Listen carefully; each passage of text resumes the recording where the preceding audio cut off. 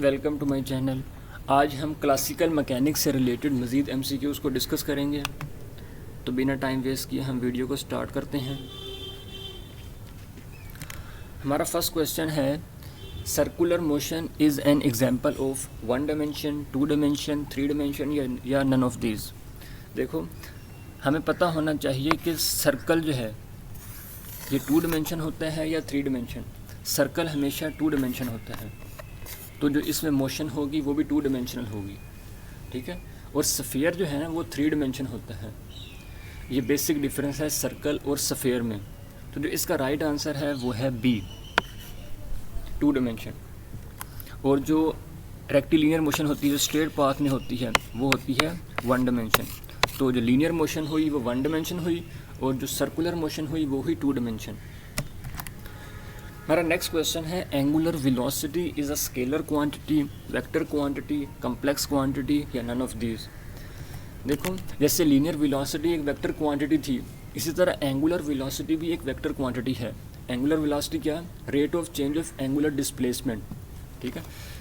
तो देखो, अब एक बॉडी लेट्स सपोज यहाँ पड़ी है, अब उसमें मूव कर रही है, तो इसके पास 2 पॉसिबिलिटीज़ हैं, या तो ये एंटी क्लॉकवाइज घूम सकती है या ये क्लॉकवाइज घूम सकती है। तो इसलिए हमें जब भी बॉडी मूव कर रही हो तो हमें बताना लाजमी है क्या बॉडी सर्कल में मूव तो कर रही है, क्या ये क्लॉकवाइज घूम रही है या एंटी क्लॉकवाइज घूम रही है। जब भी डायरेक्शन का बताना ज़रूरी हो जाए किसी फिज़िकल क्वांटिटी में, तो इसका मतलब है कि ये एक वेक्टर क्वांटिटी है। यहाँ डायरेक्शन बताना ज़रूरी है, इसलिए ये एक वेक्टर क्वांटिटी है। तो जो हमारा राइट आंसर है वो है B, angular velocity is a vector quantity, ठीक है। हमारा नेक्स्ट क्वेश्चन है, एक body can have constant velocity when it follows. एक बॉडी में कब कांस्टेंट वेलोसिटी मुमकिन है, पॉसिबल है? जब वो बॉडी सर्कुलर पाथ में मूव कर रही हो, या रेक्टिलिनियर पाथ में, या ट्रेजेक्ट्री ऑफ प्रोजेक्टाइल, या नन ऑफ दीज। देखो, जब भी बॉडी सर्कल में मूव करती है तो उसकी वेलोसिटी की डायरेक्शन कंटिन्यूसली चेंज होती रहती है। वेलोसिटी की कांस्टेंट होने की शर्त ये है कि उसका मैग्नीट्यूड भी कांस्टेंट रहे, उसकी डायरेक्शन भी कांस्टेंट रहे। यहाँ डायरेक्शन कांस्टेंट नहीं है, तो इसका मतलब है कि ये वेलोसिटी सर्कुलर मोशन में कांस्टेंट नहीं है, ठीक है। अब दूसरा हमारे पास ऑप्शन क्या है, ट्रैजेक्टरी ऑफ प्रोजेक्टाइल देखते हैं पहले। देखो, जब भी कोई बॉडी प्रोजेक्टाइल मोशन मूव करती है, तो जब वो बॉडी ऊपर जाती है तो उसकी वेलोसिटी डिक्रीज़ होती है, जब वो नीचे आती है तो उसकी वेलोसिटी इंक्रीज़ होती है। ये मैं लास्ट वीडियो में वजह बता चुका हूँ इसकी, ठीक है। तो यहाँ भी वेलोसिटी जो है ना कांस्टेंट नहीं होगी। अब हमारे पास अगला ऑप्शन क्या था, क्या रेक्टिलिनियर पाथ में पॉसिबल है? हाँ, अगर बॉडी स्ट्रेट लाइन में मूव कर रही है रेक्टिलिनियर पाथ में, तो इसके पास पॉसिबिलिटी है कि इसकी वेलोसिटी जो है ना कांस्टेंट हो। तब जब कांस्टेंट होगी जब इसके ऊपर फोर्स जो है ना ज़ीरो लगेगी, एक्सटर्नल फोर्स जो है ना, नेट फोर्स ज़ीरो हो इसके ऊपर। जब फोर्स ज़ीरो होगी एक्सेलरेशन भी ज़ीरो होगा। जब एक्सेलरेशन ज़ीरो होगा वेलोसिटी क्या हो जाएगी? कांस्टेंट, ठीक है। तो पॉसिबल है वेलोसिटी कांस्टेंट हो रेक्टिलिनियर पाथ में, कब? जब external force net force zero हो। तो उसने क्या है कि पॉसिबल किस में हो सकती है, तो पॉसिबल सिर्फ रेक्टिलिनियर पाथ में ही हो सकती है। तो जो इसका राइट आंसर है वो है बी, ठीक है।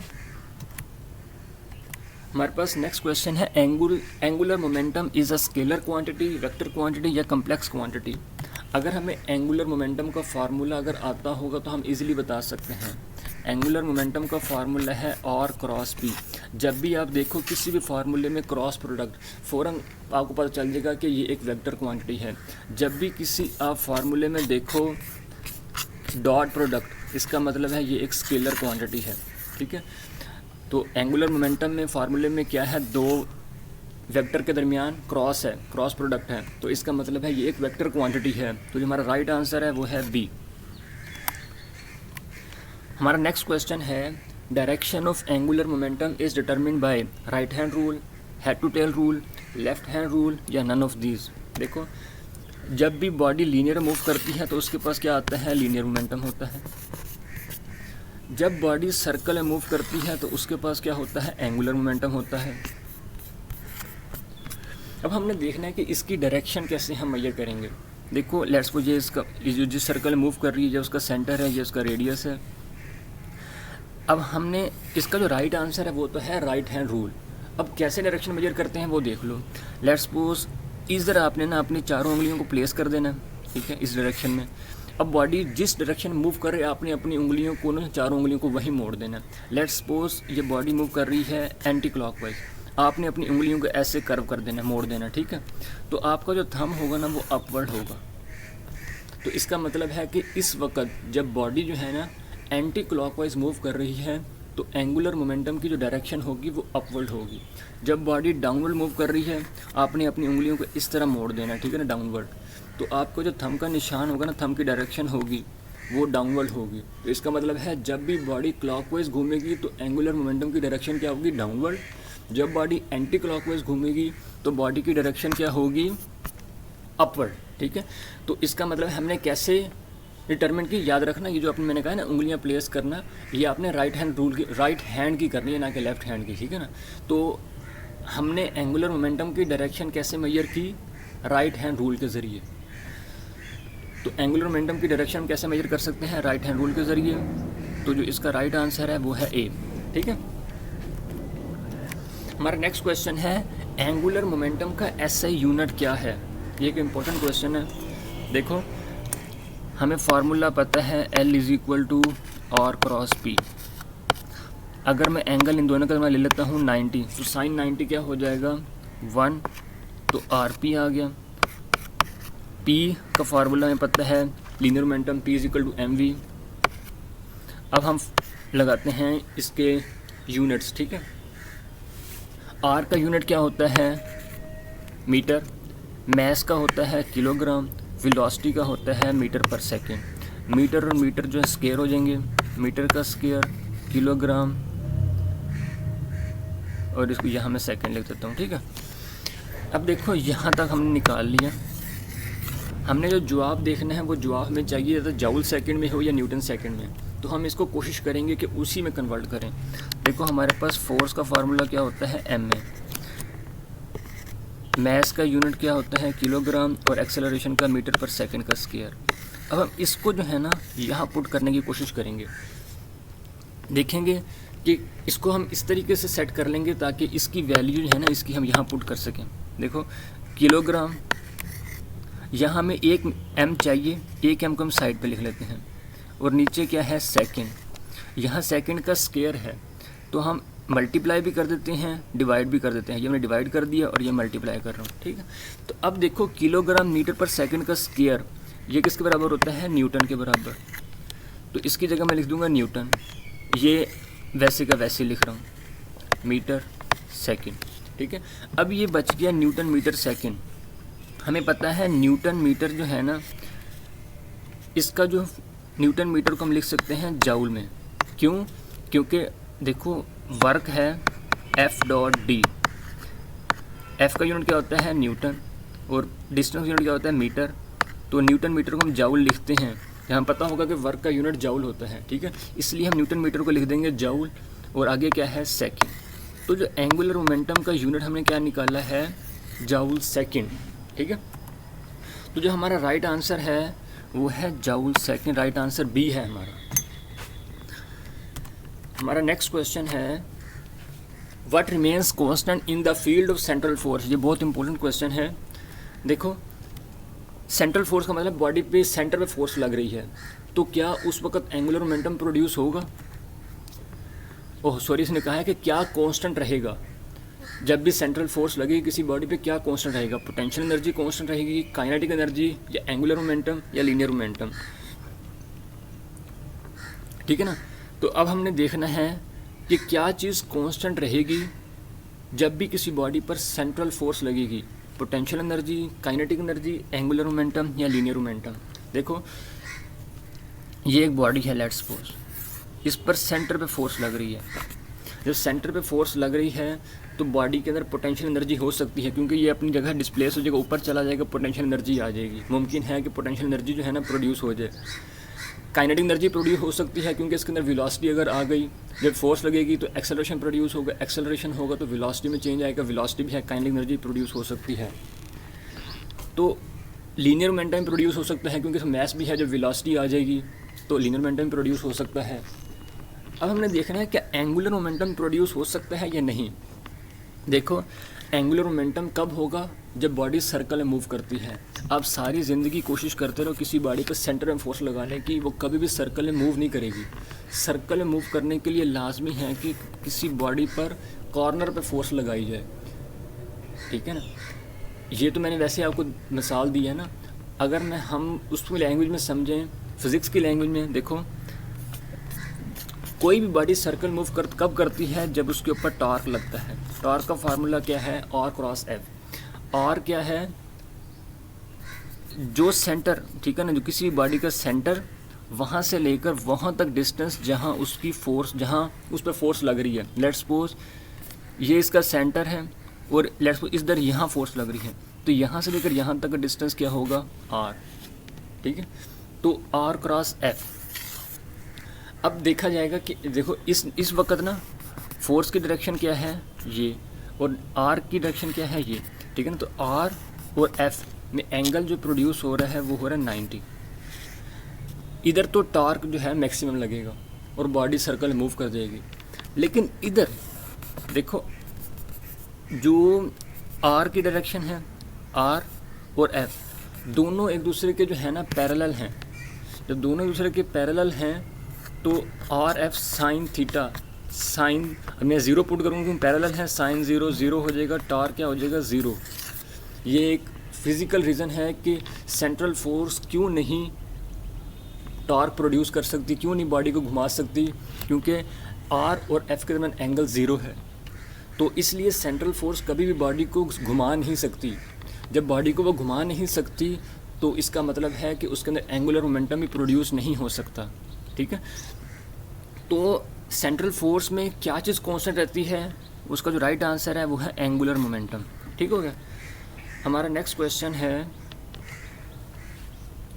A couple produces purely linear motion, rotational motion, linear and rotational motion and no motion. देखो कपल क्या होता है, लेट्स सपोज ये एक बॉडी है, इस पर एक फोर्स जो है ना इस डायरेक्शन में लगे, एक फोर्स इस डायरेक्शन में लगे, इक्वल मैग्नीट्यूड की फोर्स हो, डायरेक्शन ऑपोजिट हो। देखो एक तरफ हम यहाँ फोर्स लगा रहे हैं, ऊपर कर रहे हैं किसी बॉडी को, एक तरफ हम यहाँ से नीचे कर रहे हैं, तो बिल्कुल सर्कल में घूम जाएगी। इसकी बेस्ट एग्जांपल है वो, जैसे गाड़ी का स्टीयरिंग नहीं होता, एक हाथ से हम उसको ऊपर कर रहे होते हैं, एक हाथ से नीचे कर रहे होते हैं, वो सर्कल में घूम जाता है, ठीक है ना। तो इसका मतलब है कि सर्कुलर मोशन बेस्ट अचीव कब होती है, जब कपल लगता है। कपल का मतलब है कि टू इक्वल फोर्सेस मैग्नीट्यूड में बट डायरेक्शन उनकी ऑपोजिट हो। तो जब भी कपल किसी बॉडी पे लगता है तो वो बिल्कुल प्योरली सर्कुलर मोशन मूव कर जाती है, ठीक है। तो जो इसका जो एग्जैक्ट राइट आंसर है वो है purely rotational motion. Right answer is B, ठीक हो गया। नेक्स्ट क्वेश्चन है, एक body of mass 5 kg moving in a circle of radius 1 m with an angular velocity of 2 radian per second, the centripetal force कितनी होगी। देखो centripetal force क्या होती है, जो बॉडी को सर्कल में घुमाए उसे हम कहते हैं सेंट्रीपिटल फोर्स। इसका जो फार्मूला है वो है mv²/r। जो इसमें जो बेसिक गलती जो स्टूडेंट्स करेंगे ना वो क्या होगा, यहाँ उसने एंगुलर वेलोसिटी दी हुई है ना कि लीनियर वेलोसिटी दी हुई है। यहाँ हमारे पास फार्मूले में क्या है, v लीनियर वेलोसिटी, ठीक है। अब हम लीनियर वेलोसिटी को एंगुलर वेलोसिटी में कैसे कन्वर्ट कर सकते हैं, हमारे पास एक फार्मूला है v = r ओमेगा, ठीक है। इससे हम लीनियर वेलोसिटी निकाल लेंगे। r हमें उसने दिया हुआ है, कितना दिया हुआ है, 1 मीटर। r हम लगा लेंगे 1 और एंगुलर वेलोसिटी कितनी दी हुई है, 2। तो हमारे पास लीनियर वेलोसिटी कितनी निकल आई, 2 मीटर पर सेकेंड। अब हम सेंट्रीपिटल फोर्स इजीली निकाल सकते हैं। यही एक मेन पॉइंट था जो गलती मोस्टली स्टूडेंट कर देते हैं। अब हमें मैस कितना दिया गया है, 5 kg, v कितना है, 2 का स्क्वायर कर दें, और r कितना है, 1। 2 to the 4 हो जाएगा, 4 × 5 से खाएगा तो 20 आ जाएगा। तो फोर्स कितनी हुई, सेंट्रीपिटल फोर्स 20 न्यूटन। जिसका राइट आंसर है वो है बी। ठीक है, हमारा नेक्स्ट क्वेश्चन है the torque acting on a body is the rotational analogy of mass of the body, linear kinetic energy of the body, force in linear motion या linear acceleration. वो कह रहे हैं जो रोटेशनल मोशन में जो torque का काम है, ठीक है ना, वो किससे मिलता जुलता है। ये देखना, ये एक इम्पोर्टेंट क्वेश्चन है। जिससे ये एक लीनियर मोशन है, ठीक है ना, एक बॉडी लीनियर मोशन मूव कर रहा है और एक सर्कुलर मोशन में एक बॉडी मूव कर रही है। लीनियर मोशन में जब भी फोर्स लगती है तो उसके अंदर एक्सेलरेशन प्रोड्यूस होता है, ठीक है। और इसी तरह एंगुलर मोशन में क्या होता है, जब भी टॉर्क लगता है तो उसके अंदर जो है ना क्या प्रोड्यूस होता है, एंगुलर एक्सेलरेशन प्रोड्यूस होता है। ठीक हो गया।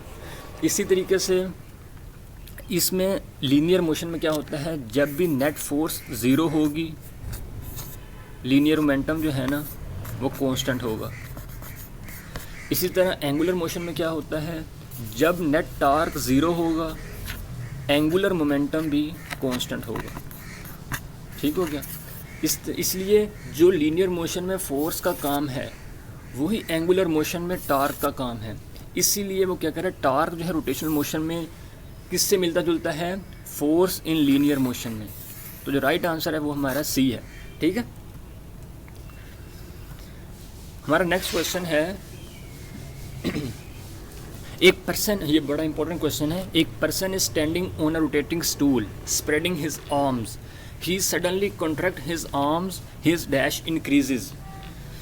वो हमने बताना है कि देखो एक पर्सन खड़ा हुआ है किसी ऐसे स्टूल पे जो कि रोटेट कर रहा है, तो अपने बाजू को पहले वो फैलाता है और फिर अचानक कॉन्ट्रैक्ट कर लेता है, ठीक है ना, बाजू को करीब कर लेता है। तो उस वक़्त क्या होगा, क्या उसका एंगुलर मोमेंटम इंक्रीज़ करेगा, एंगुलर वेलोसिटी इंक्रीज़ करेगी या क्या इंक्रीज़ करेगा, ये हमने देखना है। ये देखो लेट्स सपोज ये एक स्टूल है, ठीक है ना, जो कि रोटेट कर रहा है।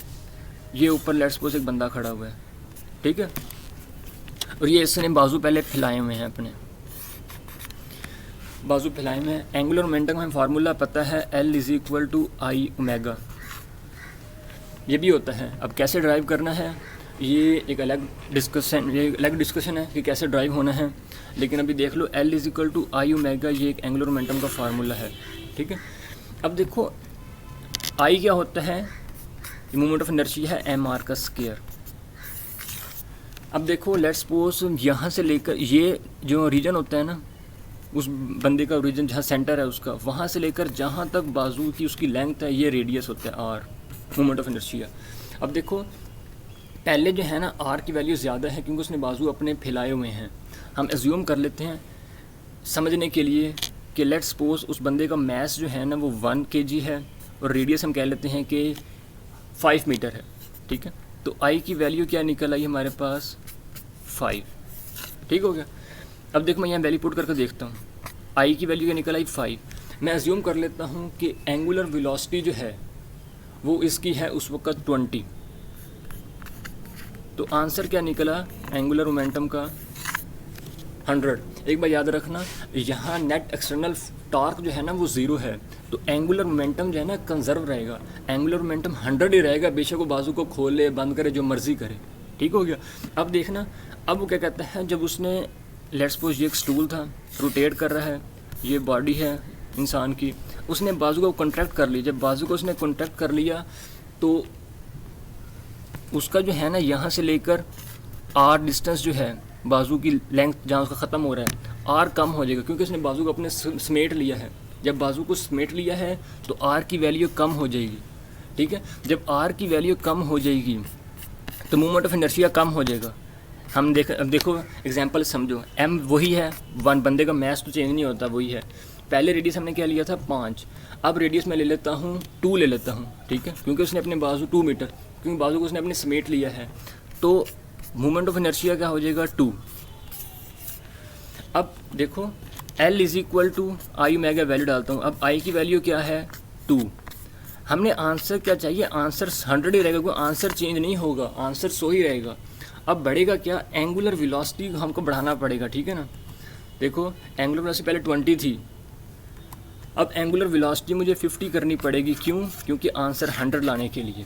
तो इससे देखो हुआ क्या है, जब उसने बाजू, आप खुद भी तजर्बा कर सकते हो, जब भी रोटेटिंग स्टूल पर खड़े हो आप पहले बाजू को जो है ना फैला लो, जब अचानक आप बाजू को समेटोगे ना तो आपकी एंगुलर वेलोसिटी, घूमने की स्पीड बढ़ जाएगी। ठीक है, देखो पहले एंगुलर वेलोसिटी कितनी थी 20, अब कितनी हो गई है 50।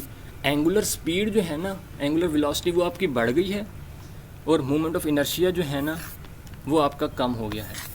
तो इसका जो राइट आंसर है वो है, इसने कहीं ये नहीं दिया एंगुलर मोमेंटम इंक्रीज़ या डिक्रीज़ नहीं दिया। ठीक है ना, तो इसका जो राइट आंसर है वो है एंगुलर वेलोसिटी इंक्रीज़ कर जाती है। ठीक है, ये बहुत इंपॉर्टेंट क्वेश्चन है। एंगुलर वेलोसिटी इंक्रीज़ कर जाएगी जब वो बॉडी अपने श्रिंक करेगा, अपने बाजू करीब ले आएगा। ठीक हो गया। हमारा नेक्स्ट क्वेश्चन है the angular momentum of a moving body remains constant. अब वो ये देखो, एंगुलर मोमेंटम किसी भी बॉडी का कब कंजर्व होगा ये हमने देखना है। एंगुलर मोमेंटम कब होता है? जब बॉडी सर्कल में मूव करती है।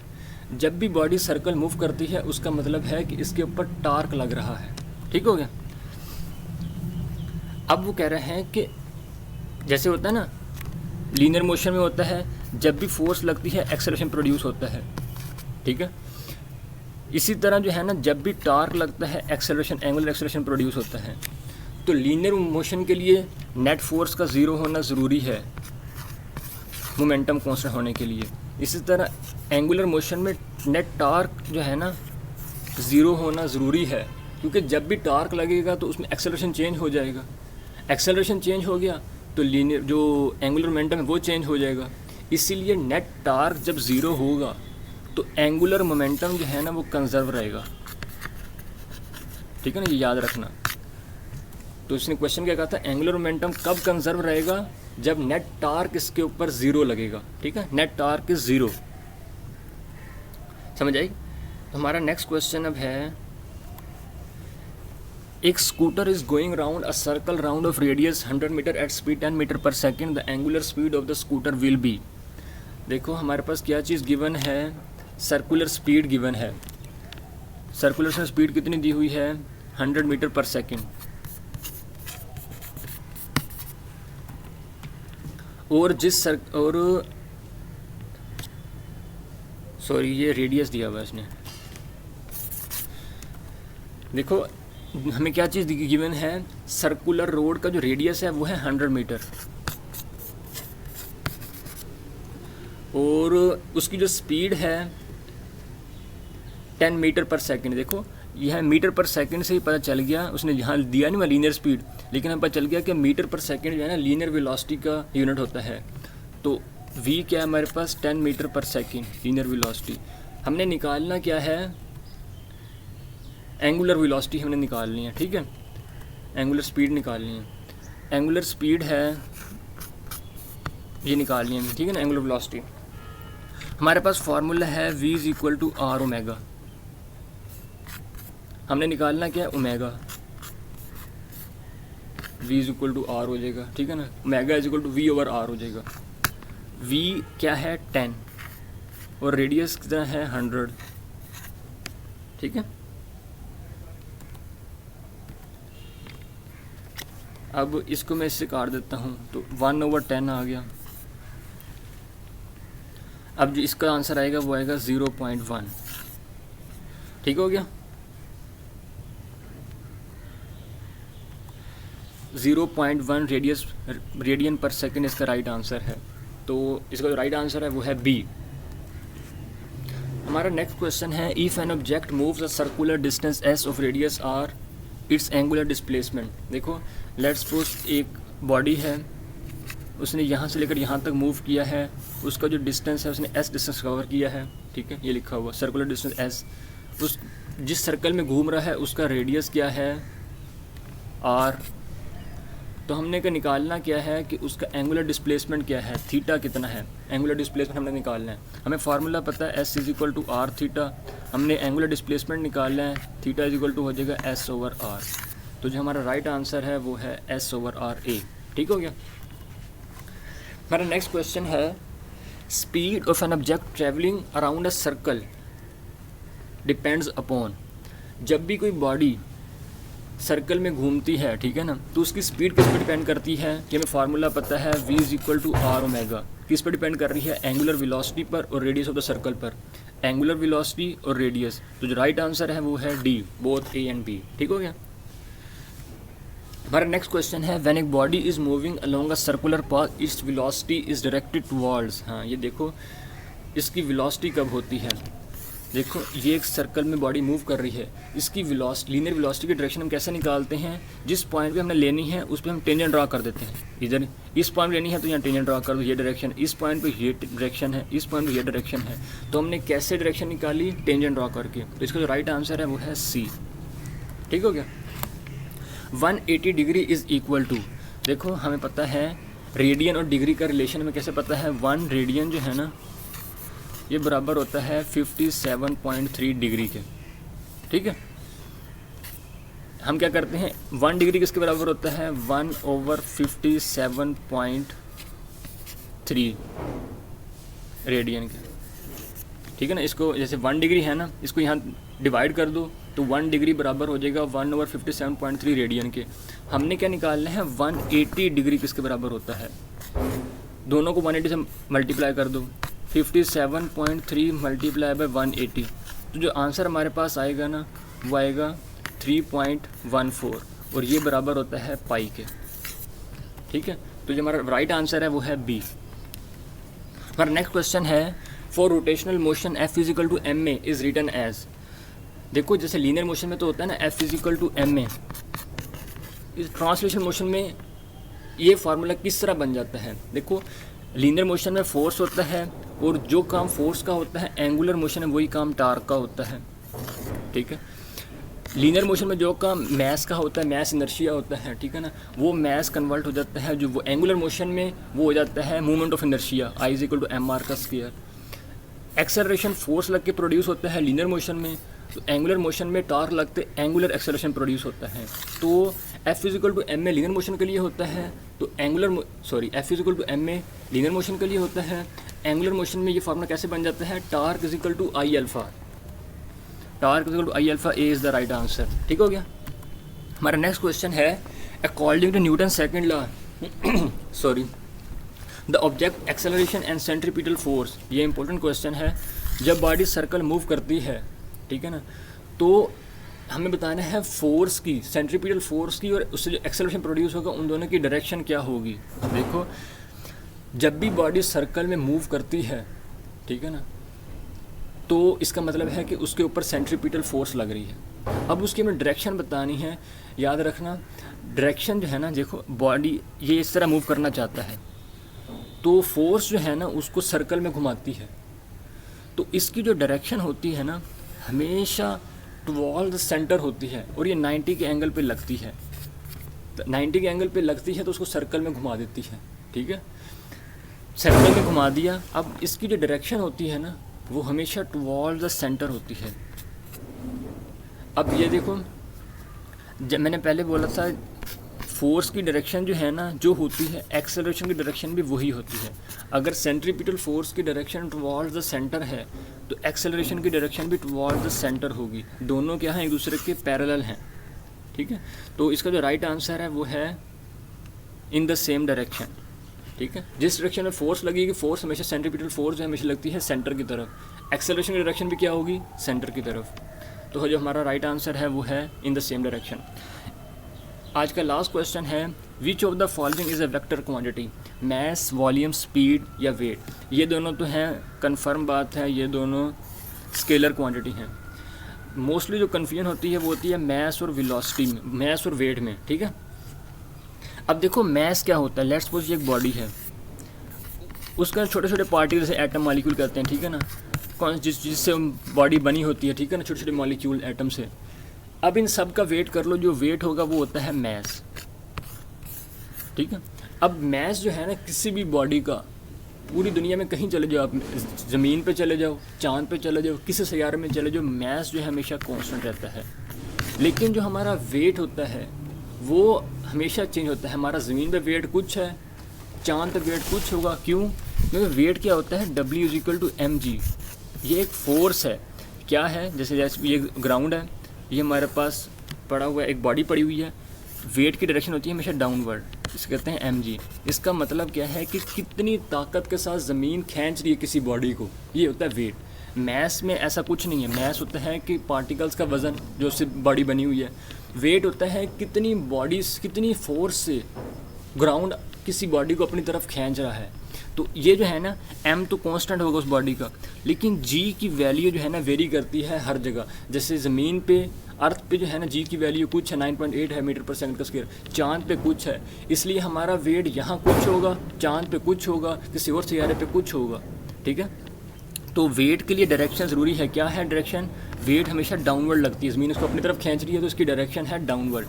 जिस भी क्वांटिटी में डायरेक्शन लाजमी हो जाए तो वो होती है वेक्टर क्वांटिटी, ठीक है ना। तो इसमें डायरेक्शन लाजमी है वेट में, जो कि हमेशा डाउनवर्ड लगती है। तो इसका जो राइट आंसर है वो है weight. Weight is a vector quantity, बाकी सारी स्केलर क्वांटिटी हैं, ठीक हो गया। तो जिसका राइट आंसर है वो है डी। आज के लिए इतना ही गाइस, नेक्स्ट वीडियो तक के लिए गुड बाय।